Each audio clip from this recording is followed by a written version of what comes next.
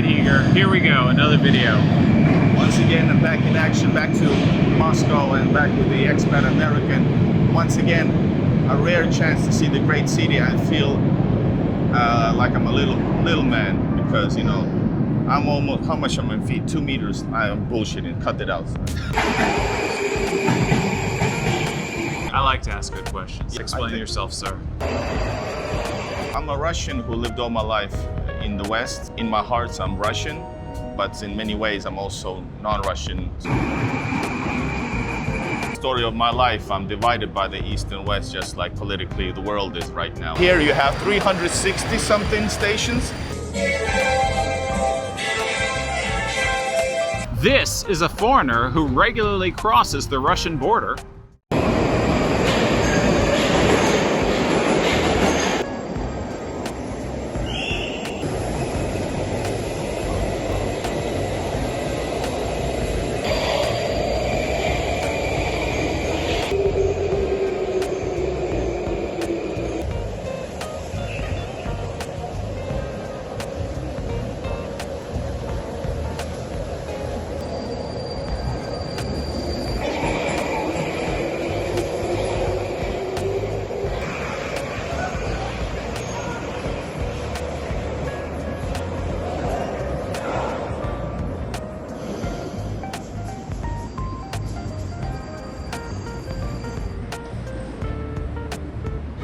Aha! Igor! What's up, man? Good, nice to see you. Finally, again. I have a question for you before the next train comes. I'm an American in Russia, so I'm clearly a foreigner in this land. But are you? Whoa, that's a good question. Well, I have a semi. I like to ask good questions. Yeah. Explain yourself, sir. Yeah, I'm a Russian who lived all my life in the West, in Finland to be exact. But in my heart, I'm Russian. But in many ways, I'm also non-Russian. So I guess my channel, I call myself a foreigner because all the procedures are, for me, like bureaucracy and stuff, that's a foreigner thing. But in my heart, I'm like a local, almost. Okay, so it's a hard question technically you are not. Yeah, technically I'm not, and this is the story of my life. I'm divided by the East and West, just like politically the world is right now. So that's my life story. You know, always felt that it didn't belong. Here I feel like I belong, but as soon as Russians talk to me, they might notice that I'm not local because I don't have certain words or I don't behave in certain way. I act foreign in some ways, socially, sometimes.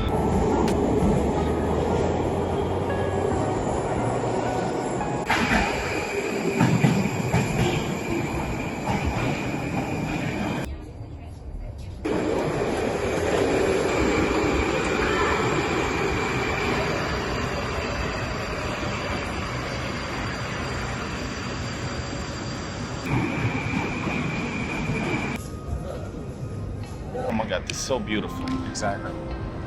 So, Igor, you were just noticing the beautiful station. Yeah, I think this is one of the great ones, but yeah, I'm a big metro fan. I film all the metros in my home city, St. Petersburg.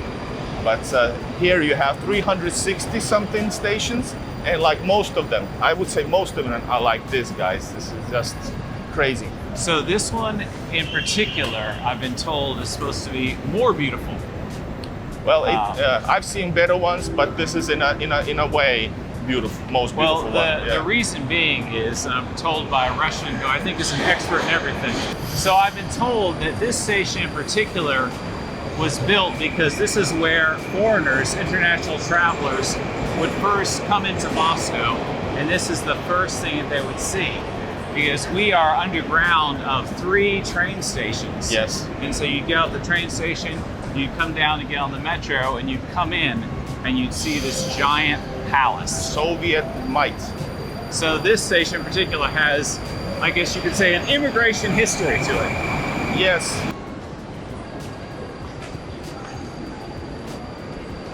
Actually, that's a very typical thing in Soviet Union to make things look great. Not that they're not great for real, but It's important. It's a Russian thing also. You come to somebody's as a guest, they will show you the best and try to offer you the best. Same thing here.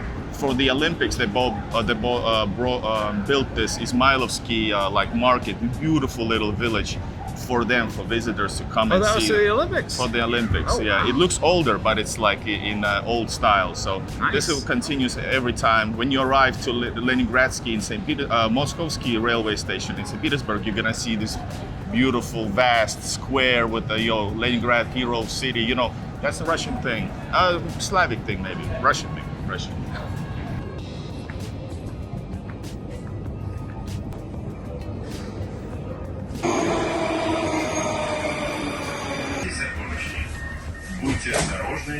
So technically, your paperwork does not say you're Russian because of the collapse of the Soviet Union. Is that right? But in your heart, you feel like you are Russian. Yeah, and I am, but also never forgetting your roots. You know, nobody's 100% something. You know, you got a different mixture. That's what makes you. But yes, I'm in my heart, I'm a Russian, but all the paperwork say I'm a foreigner.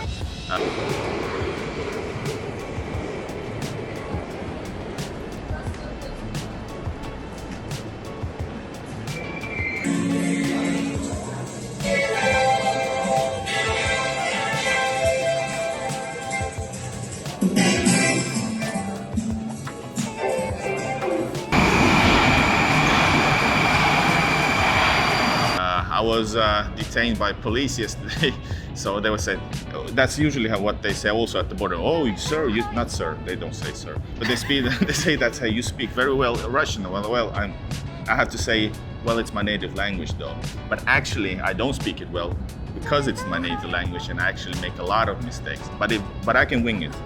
Okay.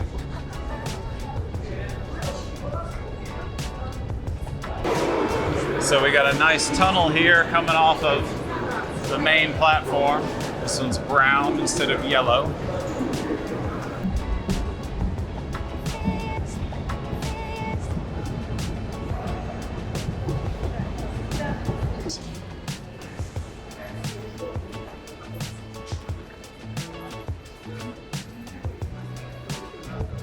So where are we now? We've come above ground. So we're gonna see something even bigger than this, but we're like behind the scenes. This is the ones, Leningradsky railway station, the ones who are prigorодные, meaning suburbians, trains leaves from here. This is like just a little thing right here. Okay, so we're behind Leningradsky, and who's this guy on a horse killing a dragon? St. George, this is Russian holy, or what do you say, holy man? Holy icon, St. George's ribbons. He representing defeating, I guess, the enemy, which is the devil here, I guess. Make sure check that out, the information. But he's the one on the Russian coat of arms. He's the one in the Romanov family coat of arms. So he's an important figure in Russian as a protector of Russia. Is the Victory Day ribbon named after him? Yes, yes. Very good. St. George's ribbon. From our other video we did. We did many things. All right, let's go up front. Yeah. Where am I? So Russia is your home, Yes, your heart, it's 100%. and not living here kills brings you down. a lot. As soon as in Russia, it's not easy just to move in, because if you move to Russia, if you don't work, or you have something, something to live in somewhere, nobody's gonna give you anything for free. This is not like Scandinavia, where if you get permanent residence or temporary, they're gonna offer you everything, and that's good, and that's also bad, because it doesn't motivate you necessarily to do things, because you don't need to. This is a foreigner who regularly crosses the Russian border. All right, so you have lived in many countries for many decades. Well, if we go back, I was born in Soviet Latvia, then we moved out when the Soviet Union was, and we moved to Finland, and we moved to Finland because I have Finnish roots I was technically invited, so we weren't like, we were the special immigrants. We were returning immigrants, it's called. So that's the one thing. We had tens of thousands of people like me moving to Finland after the Soviet Union crashed. We are surrounded by foreigners in this particular spot. 3 train stations coming together. We've got locals, we've got tourists, we've got immigrants.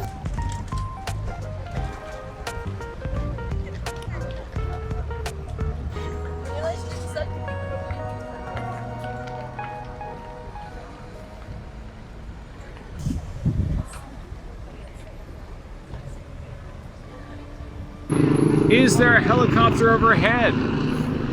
There's lots of helicopters overhead here. Yeah. Only when we are filming, so KGB. So we're having to move indoors, guys, because we're getting rained on. Enjoy Stalin's Tower while you can. I'm gonna take the umbrella now, actually. But my thoughts are that, and in Russia, I know for sure that nobody gives you a handout. Meaning, if you come here, you better work. Otherwise, you know, you're on your own. Sure, they have probably systems to help you out as an entrepreneur, but if it doesn't work out, you better come up with another business plan. But I think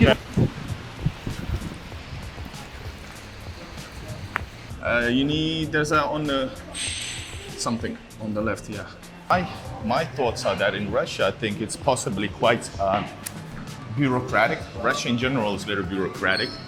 So there's tons of papers you need to do in order to do business legally. But on the same time, not encourage you anything. There's also a lot of things happen in Russia unofficially or illegally, or minorly illegally. Meaning people make work on the side. People make, give your apartment for Airbnb, make business. 99.9% are all illegal. In illegal, that's like everybody knows about it. But basically nobody wants to get busted. I see.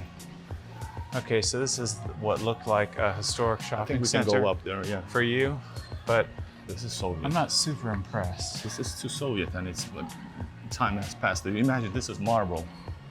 Yeah, I can see the columns and the older light fixtures. And it looks like something that would have been certainly appreciated. But yeah, you're right. It's from a different time. And it's not like the top place to be. Nobody says, let's go to Moskovsky. But they do mall. say, let's go to Goom Mall. Yes. That's even older. Yes. But it's still fashionable. It's fashionable, but they probably did a lot of work to maintain top of the list, you know. That's why it shined, and you got good brands. There's not one brand you're gonna recognize. These are all smaller ones. If you don't have big brands, it usually means it's like secondary, not the best shopping mall. And usually they do look like this. They're basically fine. There's nothing wrong with them, but you need to know what you're looking for. Check out these stairs. I do like the stairs, man.